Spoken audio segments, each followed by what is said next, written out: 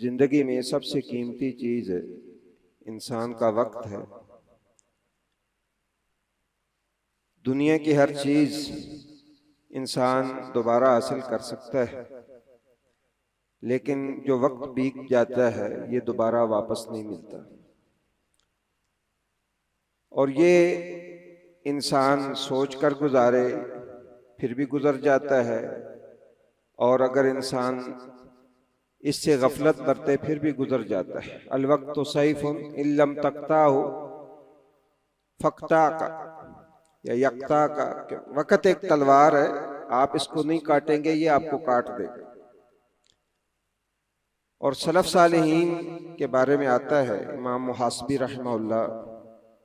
ان کا قول ہے کہ اگر میرے پاس دنیا بھر کا سونا موجود ہو اور وقت بکتا ہو تو میں اس وقت کو سونے کے بدلے خرید لوں، لیکن ایسا ہوتا نہیں ہے، یہ وقت بکتا نہیں ہے،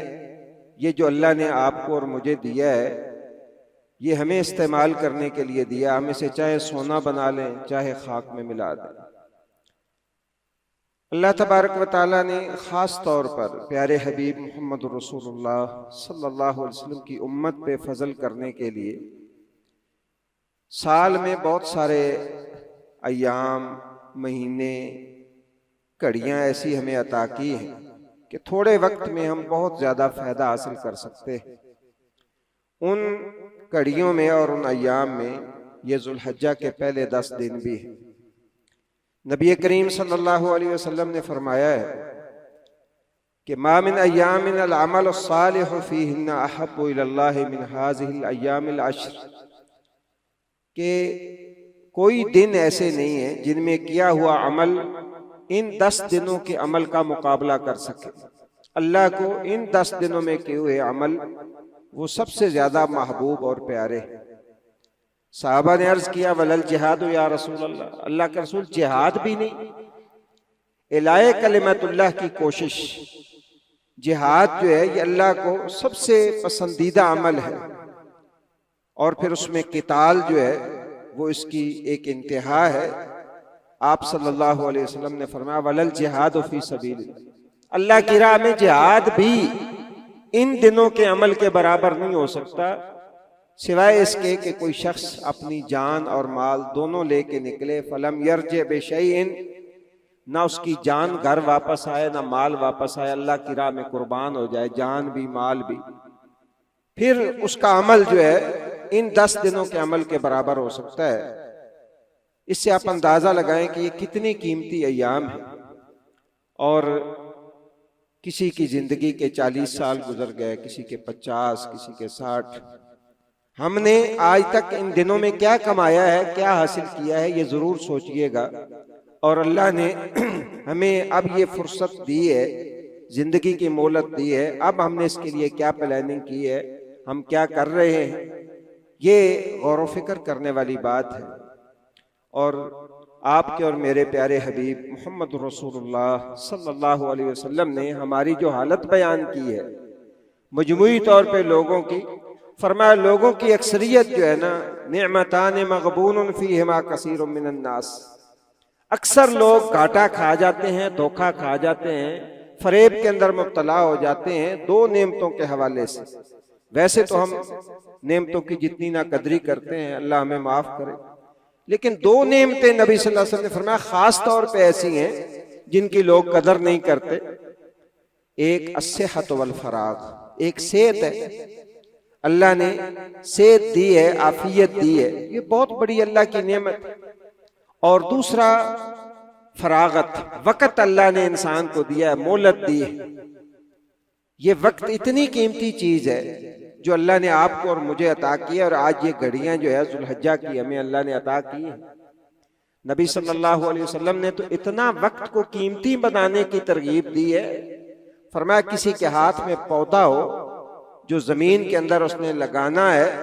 اور اسے پتہ چل جائے کہ قیامت آ گئی ہے، قیامت آ گئی ہے، تو وہ یہ نہیں کہ پودا پھینکے اب لگانے کا کیا فائدہ، کس نے اس کا پھل کھانا، قیامت تو آ گئی ہے۔ فرمایا فَلْيَغْرِسْ، اسے چاہیے کہ وہ لگا دے، اس وقت بھی لگا دے، اس وقت کو بھی قیمت جو ہے وہ قیمتی سمجھے، یہ نہ سمجھے کہ اب قیامت آ گئی اب کیا کریں۔ اس سے بڑی مثال ہے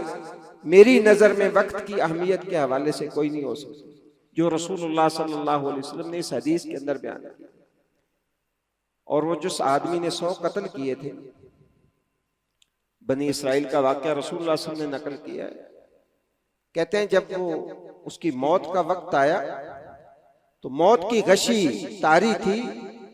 جان کنی کا عالم تھا، ابھی جان نکل رہی تھی، تو اس نے اپنا چہرہ گھسیٹ کے اس بستی کی طرف کیا تھا سر، جس بستی کی طرف، نیکوں کی بستی کی طرف وہ جا رہا تھا۔ تو جب فرشتوں نے پیمائش کی نا، تو جو مرتے مرتے اس نے اپنے آپ کو گھسیٹ کے اس بستی کی طرف کیا تھا، اتنا ہی وہ فاصلہ جو ہے وہ زیادہ بچا تھا اس طرف۔ اس لیے انسان کو یہ نہیں سمجھنا چاہیے کہ اگر کوئی بوڑھا ہو گیا کہ میں نے اتنی عمر گوا دی اب میں کیا کما سکتا ہوں، اسے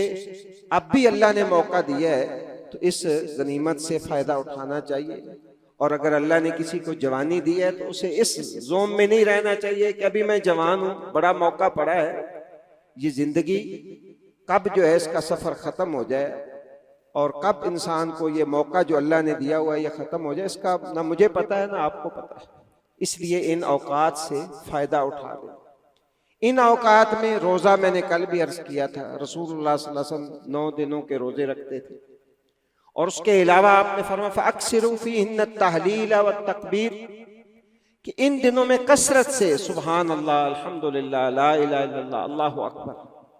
یہ 4 کلمے جو ہے نا، عام دنوں میں بھی ان کی جو فضیلت حدیث میں آئی ہے، رسول اللہ صلی اللہ علیہ وسلم نے فرمایا ہے قیامت والے دن جب بندوں کے اعمال تولیں گے نا، جو بندہ روزانہ 100 دفعہ سبحان اللہ والحمدللہ ولا الہ الا اللہ واللہ اکبر اس کا اہتمام کرتا ہے،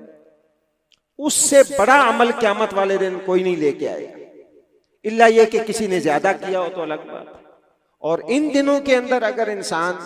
اس ذکر کا کثرت سے اہتمام کرتا ہے تو یہ بہت فائدے والی بات ہے۔ صدقہ و خیرات کرے انسان، جتنی اللہ نے توفیق دی ہے، انسان اپنے معاشرے کے کمزوروں کا خیال رکھے۔ قربانی کا ایک سبق یہ بھی ہے کہ انسان جو ہے وہ معاشرے کے جو کمزور لوگ ہیں ان کو جو ہے وہ اپنے ساتھ شامل کرے، اپنی خوشیوں کے اندر جو ہے ان کو شامل کرے، اور اسی طرح انسان قرآن کی تلاوت جو ہے اس کا اہتمام کرے۔ صبح و فجر کی نماز پڑھ کے اگر انسان سورج نکلنے تک بیٹھا رہتا ہے،